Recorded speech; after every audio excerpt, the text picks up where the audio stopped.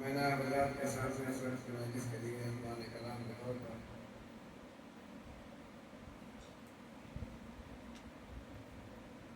قرآن مجید کے 15 پارے کی آیت کریمہ کی تلاوت کی ہے،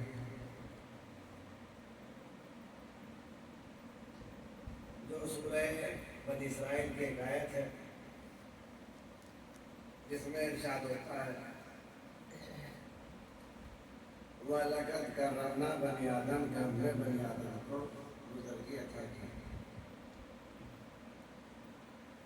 اور ہمیں نے ان کو خوشیوں قریب سواریاں دی، ہمیں نے ان کو بہت سی مخلوقات پر فضیلت دی ہے اور ہمیں نے ان کو پاک و پاکیزہ رزق عطا کیا ہے۔ ہم نے ان کو بہت سے مخلوقات پر ایسے فضیلت دی ہے کہ جیسا فضیلت یہ لکھا ہے۔ یہ قرآن مجید کی آیت ہے اور آپ جانتے ہیں کہ قرآن مجید اللہ کی وہ کتاب ہے کہ جس کتاب میں اللہ نے کوئی چیز ایسی نہیں چھوڑی کہ جس کا تذکرہ قرآن مجید میں نہ کیا، ہر چیز کا تذکرہ اللہ نے قرآن مجید میں کیا ہے۔ خود قرآن کا دعویٰ ہے اور اللہ نے بنایا ہم سے اللہ کی کتاب میں کہ کوئی چیز ایسی نہیں ہے کہ جو قرآن مجید میں موجود ہو۔ اس میں اعجاز بھی ہے، اطناب بھی ہے، فصاحت بھی ہے، بلاغت بھی ہے، ذکر مزمل بھی ہے، ذکر مدثر بھی ہے، طٰہٰ ہے، یاسین ہے، دین متین ہے، ایمان مبین۔ غرض یہ قرآن معلومات کا خزانہ اور معرفت کا ذخائر دریا۔ الفاظ کو دیکھو تو ٹھاٹے مارتا ہوا سمندر ہے، معنی و مفاہیم کو دیکھو تو تلاطم خیز سمندر ہے کہ جس کی گہرائیوں میں نگاہ عقل و فہم کا پہنچنا بغیر وسیلے کے محال ہے۔ یہ قرآن پیغمبر اکرم کا زندہ و جاوید معجزہ ہے کہ جسے زمان و مکان کے حدیں محدود نہیں کر سکتے۔ یہ ہر زمانے کے لیے مشکل کشا ہے، دوست کے لیے صبر ہے، دشمن کے لیے قہر ہے، انسانیت کا زیور ہے، محنت کا ثمر ہے۔ گلے میں ڈالو تو جان میں جان آ جائے، گھر میں رکھو تو حفاظت مکان ہو جائے، زبان پر آ جائے تو قاری قرآن ہو جائے، دل میں اتر جائے تو اہل ایمان ہو جائے، مردے پر پڑھو تو زندہ ہو جائے، زندہ تلاوت کرے تو تابندہ ہو جائے، اور اگر عمل کرے تو پائندہ ہو جائے۔ ایک سلامت پڑھیں سب مل محمد علیہ اللہم صلی اللہ محمد و آل محمد۔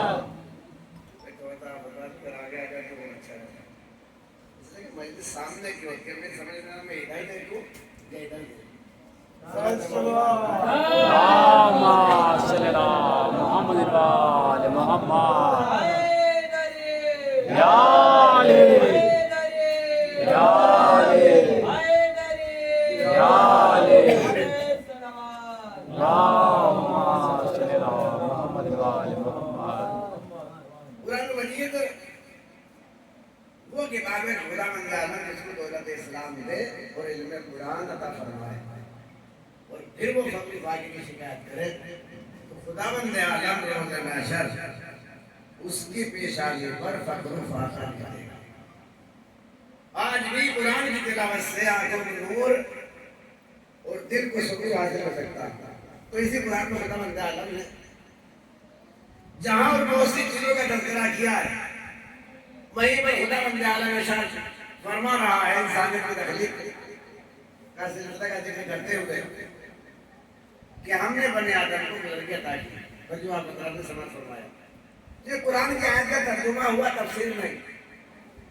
یہ وہ کلام ہے کہ جس کے لفظ اپنی حقیقت اور حقیقت کے لحاظ سے یہ بتا دینے کو تیار ہیں کہ انسان کا کلام نہیں ہے خالق انسان کا کلام ہے. بندے کا نہیں معبود کا بیان ہے. دل کے بھیدوں سے جاہل نہیں. وہ کہہ رہا ہے کہ جو قلب کی گہرائیوں سے واقع ہے. تو جب اس نے ایجاد کی منزل پہ قدم رکھا تو کسی کو پست بنایا کسی کو بلند بنایا کسی کی منزلت کم رکھی کسی کی زیادہ. افلاک کو بلندی دی زمین کو پستی رات کو ظلمت دی دن کو نور سورج میں گرمی قرار دی تو چاند کے نور میں خنکی پتھر میں سختی بنائی تو پانی میں نرمی. یعنی کسی کو جاندار بنایا کسی کو بے جان بنایا. سب اس کی مخلوق ہے سبھی کو پیدا کیا مگر اس میں کوئی شک نہیں کہ جو جاندار ہے وہ بے جان سے بہتر ہے. اس لیے فلک کی مرضی حیوانات کی ملک صاحب روح اور مالک کے سزا پہ ارادہ ہونے کے اعتبار سے ہر موجود سے بہتر کہ جس میں حصہ نہ ہو ارادہ نہ ہو ادراک نہ ہو یوں ہی ہر صاحب عقل و فہم بے عقل و نہ فہم سے افضل. تو مقابلہ رہ گیا تین جنسوں میں ایک انسان دوسرے ملک تیسرے جن. مگر تینوں جنسوں نے ابتدائے خلقت میں جمع ہو کے فیصلہ کر دیا کہ جن کو شیطان بننے کے قابل ہے اور ملک انتہائی فضیلت کے باوجود نبوت کے واسطے قائل ہے. البتہ انتخاب قدرت نے انی جاعل فی الارض خلیفہ کہہ کر جس ذات کو اپنی نیابت کے واسطے چھانٹ لیا وہ صرف انسان تھا. مغربی والوں کی قیاس آرائی ہے کہ انسان تدریجی ترقی کر کے اس منزل تک پہنچا کہ جہاں آج مگر اسلام کہتا بالکل غلط ہے. وہ پہلا انسان تھا کہ ترقی کر کے ان منازل پر قدم ہوا کہ جہاں حیوان تو حیوان جن ملک میں سب ضرور نظر آئے. جنت میں آنے کو شاہد ہوا سجدہ ملک سے مشرف ہوا نیابت و نبوت کے تعلق سے سرفراز ہوا. اور جب اس منزل سے اولاد آدم نے قدم آگے بڑھائے تو کوئی حابیل بن کے ابو البشر کا نقطۂ جگر بن گیا کوئی قابیل بن کے بدترین خلائق ہو گیا. یہ دونوں آدم کی اولاد مگر مسئلے کی فضیلت مٹ گئی. سلسلہ اور آگے بڑھا. حضرت نوح کی علمت سامنے آئی کہ جہاں کافروں کی ڈوبتی ہوئی کشتی نے نسل انسانی کو کمزور دکھایا. اس کے بعد جناب ابراہیم جناب موسیٰ جناب عیسیٰ ارض کے تمام انبیاء نے نسل انسانی کو بلند کیا. وہیں پر نمرود و فرعون و حامان نے بدترین عادات و اخلاق کے نتیجے میں تباہ و برباد و ہلاک ہو کر اپنی پستی و ذلتوں کا اعلان کیا. یعنی انسانیت کی اس تقسیم نے ظاہر کر دیا کہ انسان کی ذات میں بلندی ہے. نسل کے صفات کچھ نہ کچھ عظمت دینے کے لیے تیار ہے. ابھی انسانی انتخاب کا حسن خوب ہے کہ وہ اپنی عظمت کو باقی رکھے یا بدعمالیوں کے نتیجے میں حیوان کا جماعت و نفقات سے بدترین ہو جائے. یعنی یہ تو انسانی ذمہ داری ہے کہ جب اس نے گمراہی سے بچایا ہے تو اس کے احکام پر عمل کرے. آغاز تخلیق میں بشر रहनुमा बना के मैं क्या करूंगा? खुद इस बात की दलील है कि कुदरत इस बात को गवारा नहीं कर सकती कि दुनिया में गुमराहों का वजूद रहे और रहनुमा का वजूद ना रहे। नहीं, उसने पहले तय कर लिया कि जब तक कायनात में कोई हिदायत देने वाला रहेगा, हिदायत देने वाला जरूर रहेगा, चाहे वह करेगा। तो जब उसने आजाद कायनात में बर्दाश्त ना किया तो फिर अंजाम कायनात में क्या बर्दाश्त करेगा? ये वजह है कि हमारा आज भी एक इमाम पर्दे कायम में रहकर हमारी हिदायत कर रहा है।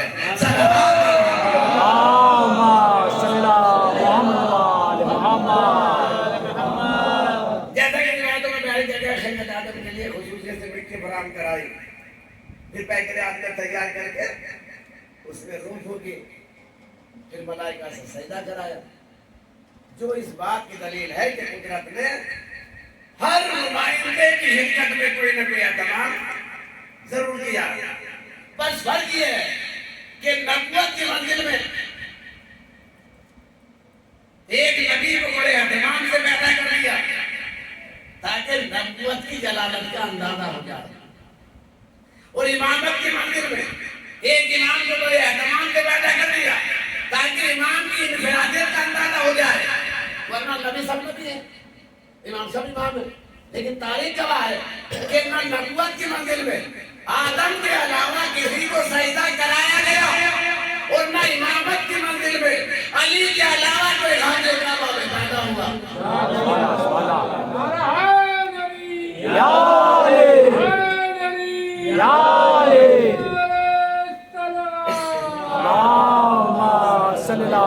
मोहम्मद वाले मोहम्मद। तारीख नबूवत में आदम का इम्तियाज था, ये तारीख इमामत में अली का इम्तियाज है। काबे में हो सके ना मिलावट किसी की और काबा अली का था तो अली को दिया गया। ऐसा बनने का काम है, काबा में पैदा होना कोई कमाल नहीं है। इंसान ना पैदाइश में क्या लगता है नमोद पर कब कहां उठा जाए किसके बस की बात है।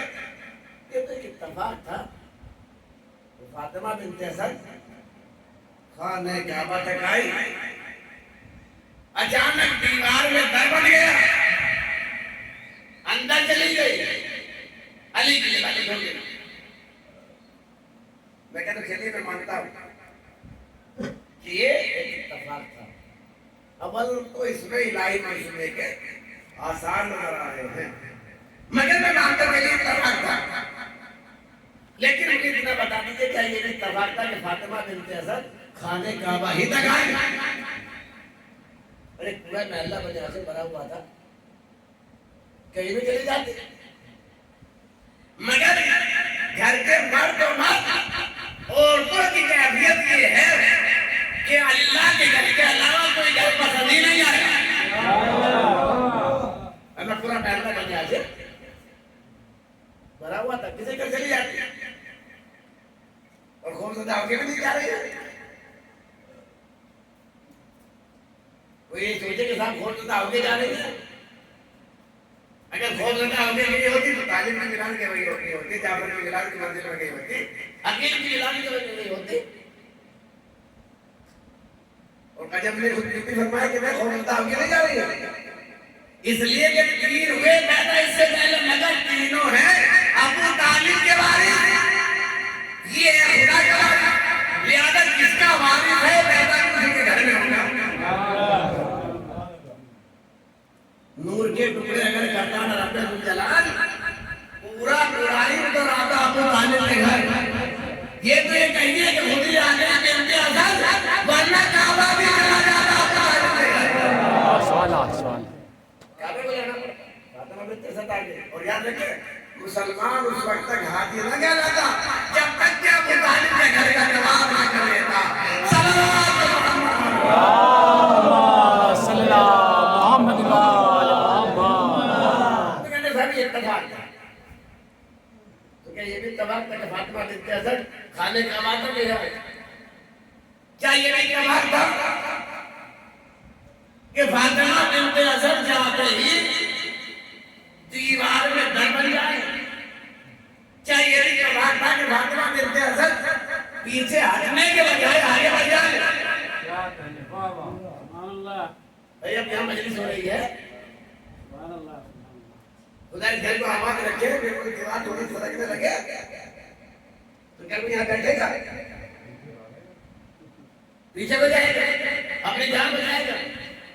دیوار سراپتا ہو رہی ہے اگر فاطمہ بنت اسد پیچھے ہٹنے کی بجائے آگے بڑھ رہی ہے تو کیا یہ بھی اتفاق تھا؟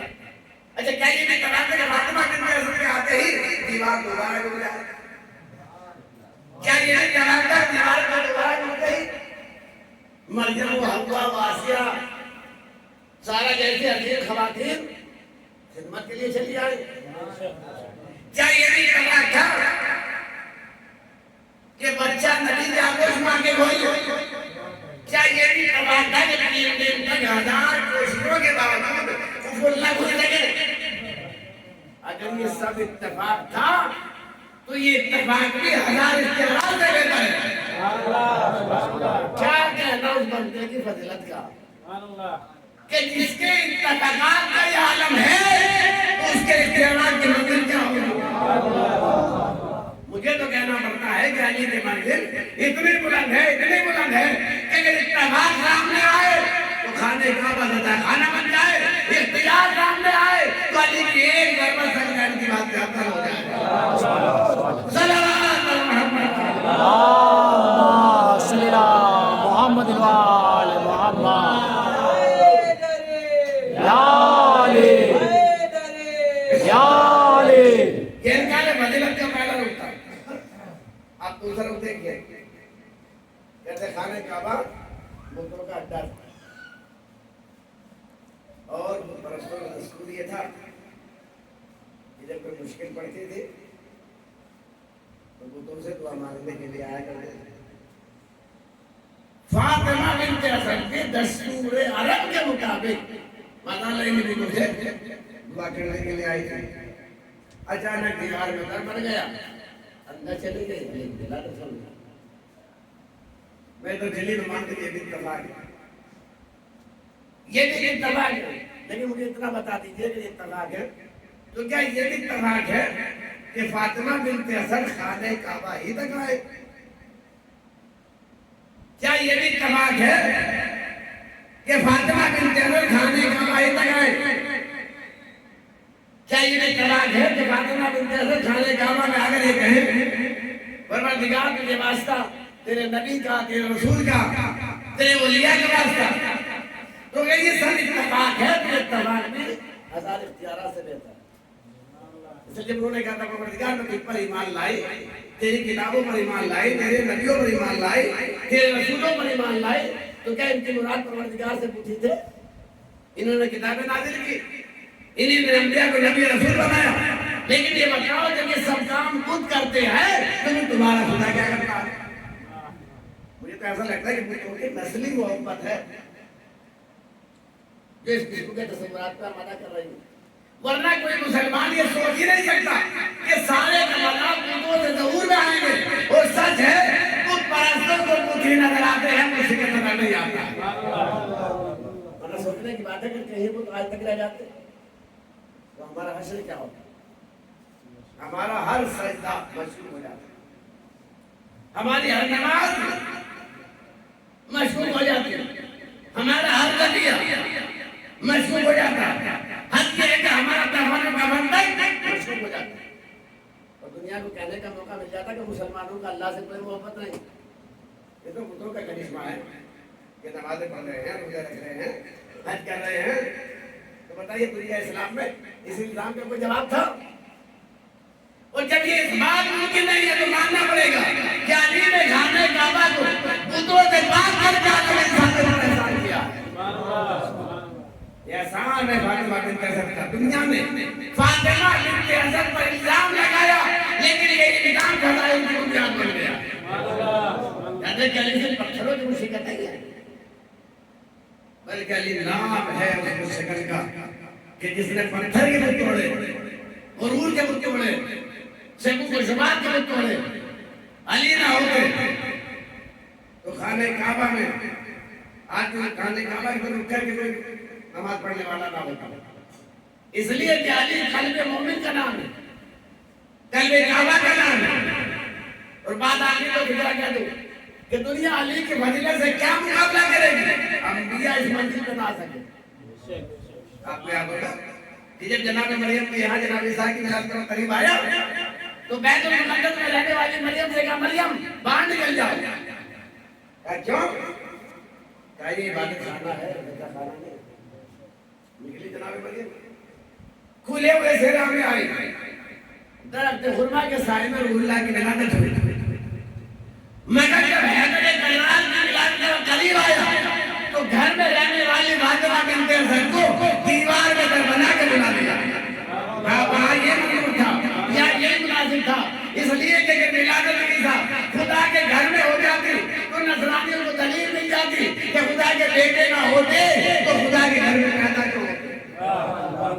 اور اگر علی خان کعبہ میں پیدا نہ ہوتے تو خاندان خدا اور والد خلیل اللہ ہونے کا شرف کیوں کر ملتا۔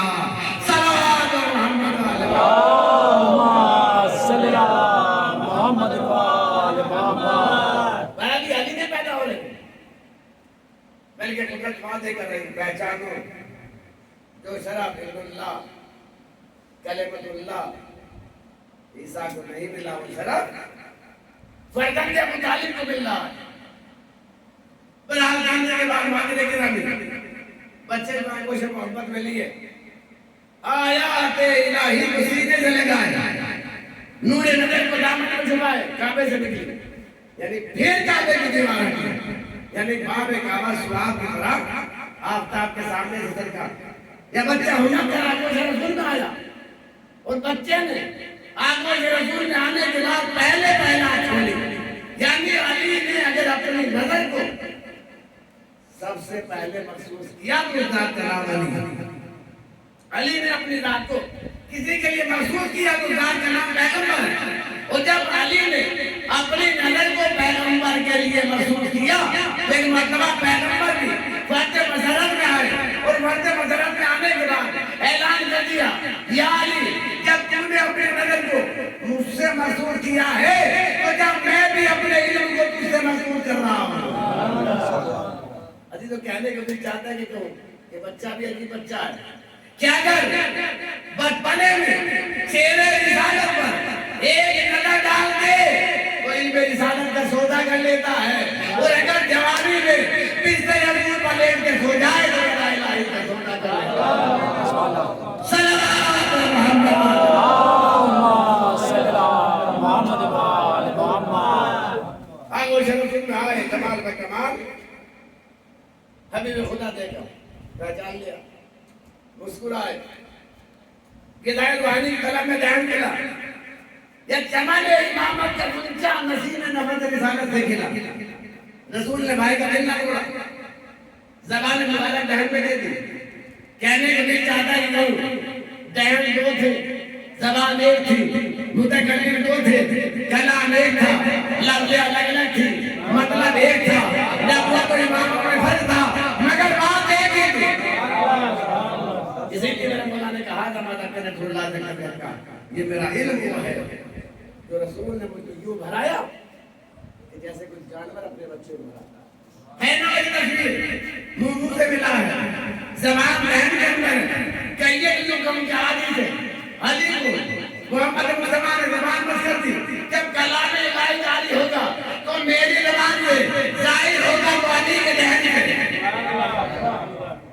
اور جب اس طرح سے جاری ہوا تو علی نے غدر کہا کہ یا رسول اللہ تو ریس سناؤ، زبور سناؤ، انجیل سناؤ، اور اسے کہا نہیں بلکہ سنائی، اور سنانے کے بعد نبی کو کہنا پڑا تو ریس آئی ہے تو ریس سے بہتر، زبور صاحب زبور سے بہتر، انجیل صاحب انجیل سے بہتر، اور قرآن کو ایسے پڑھا کے جیسے میں پڑھتا ہوں۔ حالانکہ جب ہم عبادت بیان کرتے ہیں تو مخالف کا اعتراض ہوتا ہے سب یہ کیسے ہو سکتا ہے؟ علی نے پیدا ہوتے ہی آیات الہی کی تلاوت کر دی، دیکھا شیعوں کو کتنا بڑھا لیتے ہیں، یہ کام تو رسول نے بھی نہیں کیا۔ علی نے کیسے تلاوت کر دی؟ تو اتنا بڑا نبی جب اس نے نہیں کی تو علی نے کیسے تلاوت کی؟ شاعر نے کیا خوب جواب دیا کہ نبی نے تلاوت کیوں نہیں کی، علی نے تلاوت کیوں کی؟ ہر شخص ہر ایک بات کو پاتا ہی نہیں تھا، ہر ذہن میں ہر لفظ سماتا ہی نہیں تھا۔ قرآن سنا دے بھی بھلا کس کو محمد، قرآن کسی اور کو آتا ہی نہیں تھا۔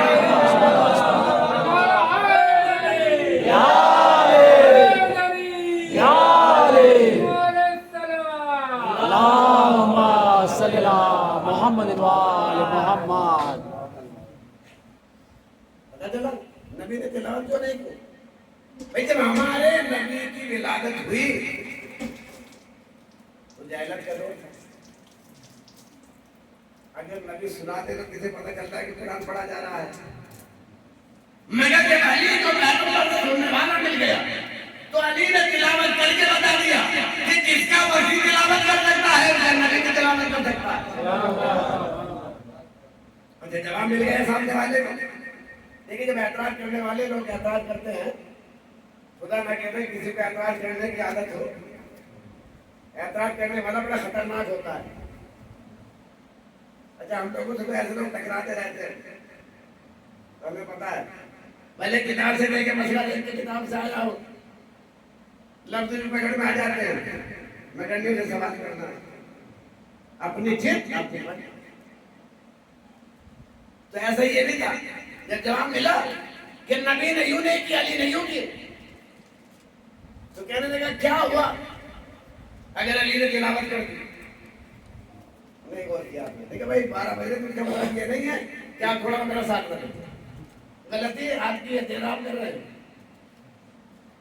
کہا کہ کیا ہوا؟ اب نے کیا کہہ رہے کہ کیسے تلاوت کی؟ اب کہہ رہے کیا ہوا؟ شاید نے پھر بھی کا جواب دیا کہا کہ اس آدمی نے کے حوالے میں کلام کیا تھا۔ شاید نے کہا کہ بے شک ہوا ہے میعاد میں عیسیٰ بھی ہم کلام، لیکن وہ گفتگو تھی کسی بھی اصول سے۔ عیسیٰ کا کیا مقابلہ میرے علی کے ساتھ یہ بولنے لگا ہے خدا کے رسول سے۔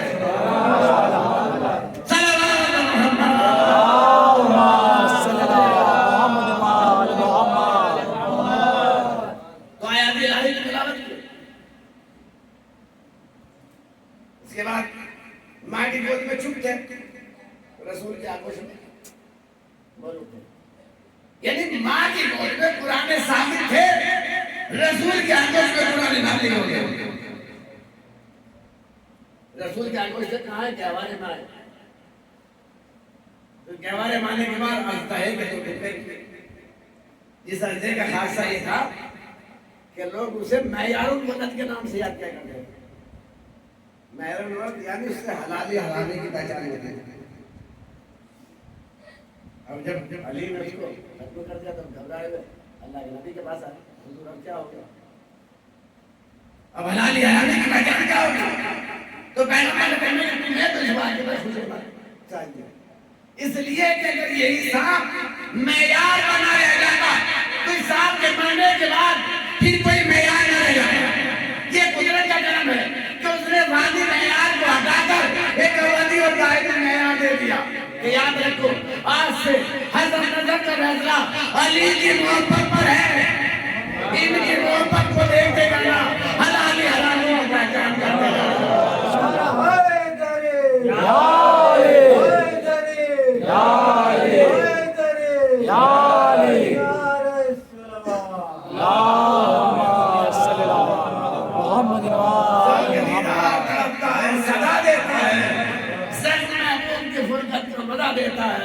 شیر حیدر کی فضیلت کا سنا کر دیکھو کون نسلی اثر معلوم بتا دیتا ہے۔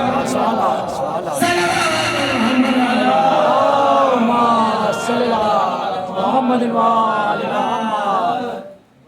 کیا کہنا علی کی فضیلت؟ ایک ایک صفت میں ہزاروں فضیلتیں آئے تو خانہ خدا میں آئے، خانہ خدا سے آئے تو پیغمبر میں آئے، لو سادہ تھے، کوئی نقش آیا نہ تھا. سیرت کی تجلیاں قلب علی میں اتری اپنے مکمل خط و خال کے ساتھ. آخر رسول کو کہنا پڑا لہو کا لہمی، دمو کا دمی، ظلم کا ظلمی. غرض کے ہر فضیلت رسول علی میں آ کے یوں چمکی جیسے موسیٰ کے ہاتھ میں یہ جگہ جائے، یا نہر کوثر میں آفتاب کے لیا، یا قرآنی الفاظ میں ماندی کی جمع. کیا کہنا یہ کہ صفت میں ہزاروں فضیلتیں ہیں. علم اتنا کہ جو عالم اسلام میں پھیلا ہے علی کی وجہ سے. کوئی علم ایسا نہیں کہ جس کا سلسلہ مولا کائنات علی بن طالب سے نہ ملتا ہو. علم اتنا کہ جس کی نظیر نہیں ملتی. یقیناً اصول اخلاق کی نظر چار ہیں: حکمت، عفت، شجاعت، عدالت. اس کی حکمت کا کیا کہنا جو تمام دنیا کی حقیقتوں کا عالم ہے. اس کی عدالت کا کیا کہنا کہ جس نے کبھی فیصلے میں کوئی غلطی نہیں کی.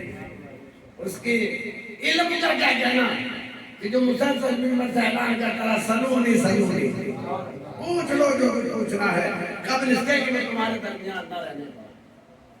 قسم خدا کی کائنات میں کسی کا رہبر ایسا نہیں ہے کہ جس نے دعوی سلونی کیا ہو. میں کیا تھا، کسی نے مقابلے پر آ کر کیا بھی تھا، مگر جب عورتوں نے سوال پوچھنا شروع کیے تو اسے کہنا پڑا کہ مجھ سے زیادہ تو مدینے کی عورتیں جانتی ہیں. علی کے بغیر اسلام حقیقت تصور نہیں کر سکتا. نہ فیض کے صحابہ مکمل جب تک کہ علی نہ ہو. یا لفظوں کو سمیٹ کر کہا جائے کہ بغیر ذکر علی کے اسلام کو لفافہ ہے کہ اس میں خط نہ ہو. میرے پاس نہیں تھا. بغیر ذکر علی کے اسلام سمجھ میں نہیں آ سکتا.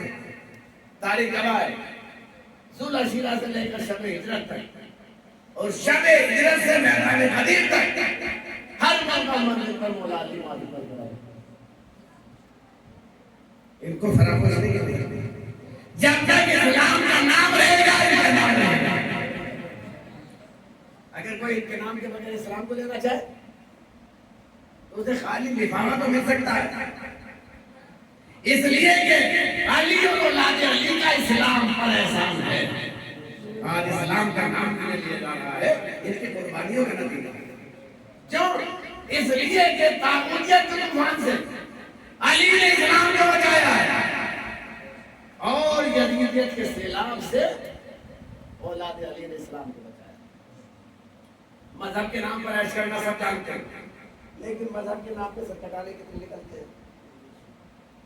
مذہب کے نام پر عیش کرنا بہت آسان ہے، لیکن مذہب کے نام پر سر کٹانے کے دن نکلتے ہیں.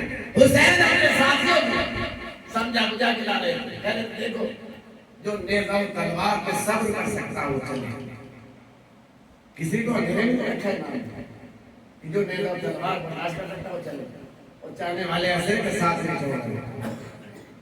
قسم خدا کی اگر کربلا کے میدان میں 3 دن کے چھوٹے چھوٹے بچے نہ ہوتے تو 3 دن کی پیاس کے بعد میں کربلا کے میدان میں چھوٹے چھوٹے بچے تھے. ورنہ نہ حبیب کہتے میں پیاسا ہوں، نہ زہیر کہتے مجھ سے پیاس برداشت ہو رہی ہے، نہ مسلم نے اسے جا کے رکھتے.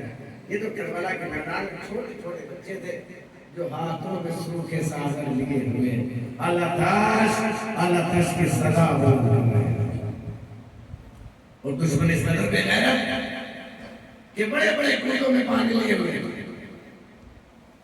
بچوں نے دکھا کے زمین پہ بہانے تھے. کہتے ہیں کہ بیعت کر لو کہ ہم پانی دے دیں گے. لیکن اداکارو اس سے حسین پر تو کیا اثر ہوتا، حسین کے ساتھیوں پر تو کیا اثر ہوتا. مذہب بدل تو پھر کسی ایک بچے نے لکھا ہو کہ مولا بیعت کر دیا. اس کا مطلب یہ کہ بچہ حسین کے مقصد سے واقف تھا. بچہ حسین کے مقصد سے واقف تھا. آپ دیکھو حسین نے توحید کی اس عمارت کو مضبوط کرنے کے لیے کیسے کیسے پھول دیے. گود کے بالوں کا خون، اکبر کا خون، عباس کا خون، علی اصغر کا خون، چاہنے والوں کا خون، کیسے کیسے خون دیے. اسلام کا احسان ہے. اسلام آج جو ہمارے مذہب میں جو اللہ اکبر کی آوازیں مناروں سے سن رہے ہیں، یہ ان کی قربانیوں کا نتیجہ ہے. اگر یہ قربانی نہ دیتے تو آج یہ محفوظ کر اللہ اکبر کی آوازیں. آج مہین کی 3 تاریخ ہم سے گزر رہی ہے. یہ 3 تاریخ وہ تاریخ ہے جس تاریخ میں حبیب ابن مدائن نے حسین کے بچپن کے دوست کا ذکر کیا. معمولی دوست نہیں ہے، کوئی عام دوست نہیں ہے. اس لیے کہ جب حسین ابن علی کربلا میں پہنچ گئے اور کربلا میں پہنچنا تھا کہ یزید کا لشکر آنے لگا، لشکر پر لشکر آنے لگا. بہن زینب بار بار بھیا تمہارا کچھ آنے والا ہے، تم بھی اپنے چاہنے والوں کو بلاؤ. ایک مرتبہ بہن کے اصرار پر حسین نے بچپن کے دوست حبیب ابن مدائن کو خط لکھا جس میں رجل فقیہ کا لفظ استعمال کیا. اے حبیب، تم ہمیں جانتے ہو، ہم سے واقف ہو، مگر حبیب ہم مر گئے آدھا لکھ چکے. اگر ممکن ہو تو ہماری مدد کے لیے آ جاؤ. خط لکھنے کے بعد قاسم کو دیا. قاسم خط لے کے آیا. روایت میں ملتا ہے کہ جب قاسم خط لے کے آیا تو حبیب اپنی روجہ کے ساتھ بیٹھے ہوئے کھانا کھا رہے تھے. دروازے پر تک باب ہوا. ادھر لکما بلویر ہوا. پوچھا کون؟ آواز ہے انا ولد حسین، حسین کا قاسم. ایک مرتبہ حسین کا نام سنا. حبیب نے پیروں میں جوتیاں نہیں پہنی. ایک مرتبہ ننگے سر توڑے ہوئے، ننگے پیر توڑے ہوئے دروازے کی طرف آئے. جا کے دروازہ کھولا، خط کو لیا، آنکھوں سے لگایا میرے امام کا خط کو پڑھا. خط میں پڑھنا تھا. ایک مرتبہ آنکھوں سے آنسو جاری ہو گئے. ہائے فرزند رسول، نلگے آدھا میں گرا ہوا. اندر آیا. روزہ نے پوچھا کس کا خط ہے؟ کیا فرزند رسول کا خط ہے؟ کیا لکھا ہے؟ کیا بلایا؟ تو پھر کیا ارادہ ہے؟ کیا میں سوچ رہا ہوں کہ جاؤں نہ جاؤں زمانہ پر شوق. روزہ یہ سمجھی کہ شاید جانے کا ارادہ نہیں ہے.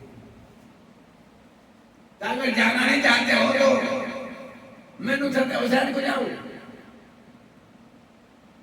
ایک مرتبہ حبیب کہتے ہیں کہ روزہ ایسی بات نہیں ہے، بلکہ میں تو تیرا یقین دیکھنا چاہتا، منزل ایمان دیکھنا چاہتا تاکہ تم اس میں شریک ہو جائے. ورنہ یہ کیسے ہو سکتا ہے کہ فرزند رسول مجھے بلائے اور میں نہ جاؤں. چنانچہ میں غلام سے کہا کہ گھوڑے کو فلاں مقام پر لے جاؤ، میرا انتظار کرو. کیونکہ اگر حبیب کہیں سے گھوڑے پر بیٹھ کر جاتے تو زمانہ پورا شوق تھا، جس سے امکان ہوتا تھا کہ حسین کی مدد کرے گا، اسے گرفتار کر لے جاتا. اس وقت اس کو کہا جیسے نثار قید میں غلام گھوڑے کو لے کر جا کو بتایا تھا. اور حبیب بیچارے خفیہ راستوں سے گزرتے ہوئے اس منزل پر پہنچے کہ جہاں نے غلام سے کہا. اب جانتے ہیں ایسے راستے جو ہے جانے میں دیر نہیں. ایک مرتبہ حبیب کو جانے میں دیر ہوئی. جب دیر ہوئی تو ایک مرتبہ جا کے قدم منظر دیکھا.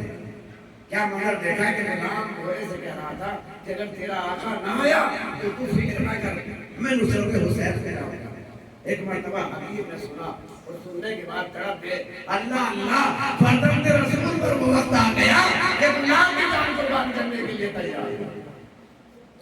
جزاکم ربکم خیر الجزاء. خدا آپ کو کسی غم میں نہ ڈالے سوائے مقبول کا جلوہ. ہاں عدالتوں کا یہ نہیں ہو سکتا.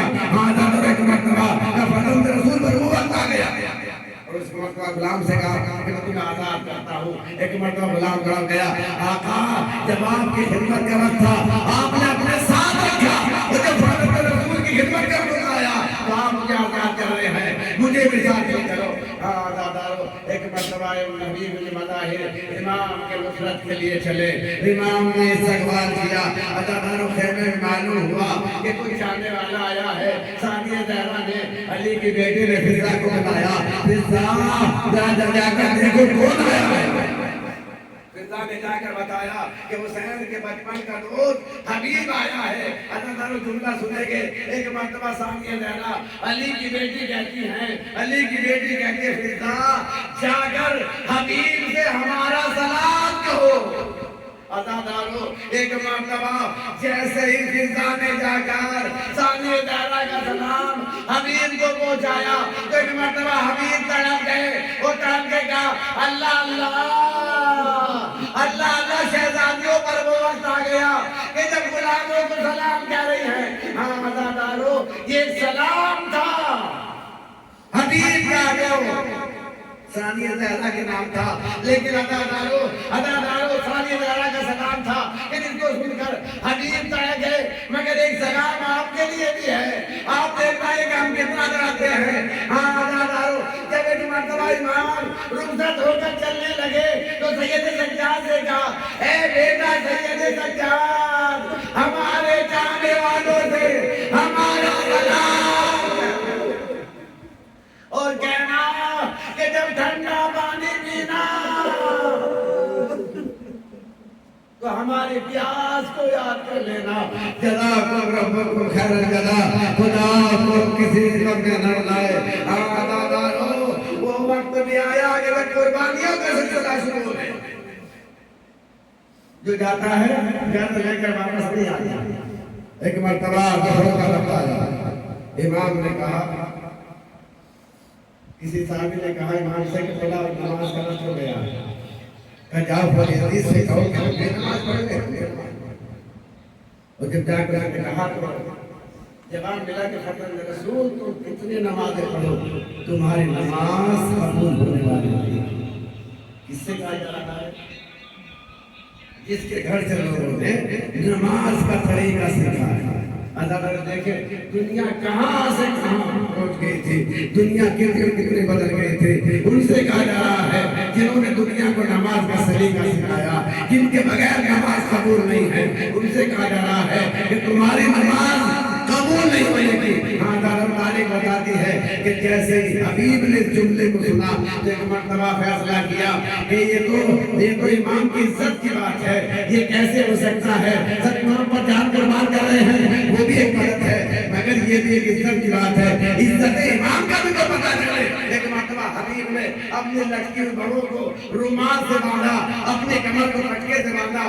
پٹکے سے باندھنے کے بعد امام کی خدمت میں کھڑے ہو گئے. آقا مجھے مرنے سے نہ روکیے, آقا مجھے مرنے سے نہ روکیے. ایک مرتبہ امام کہتے ہیں حبیب اتنی جلدی کیا بات ہے, اتنی جلدی کیا بات ہے, میں روکتا نہیں ہوں, میں منع نہیں کر رہا ہوں, لیکن اپنی وجہ تو بتا دے جاؤ. ایک مرتبہ حبیب کہتے ہیں مولا آپ نے بھی سنا کہ دشمن کیسے کر رہا ہے. ایک مرتبہ امام کہتے ہیں ارے جیسے میں نے سن لیا ویسے تم بھی سن لو.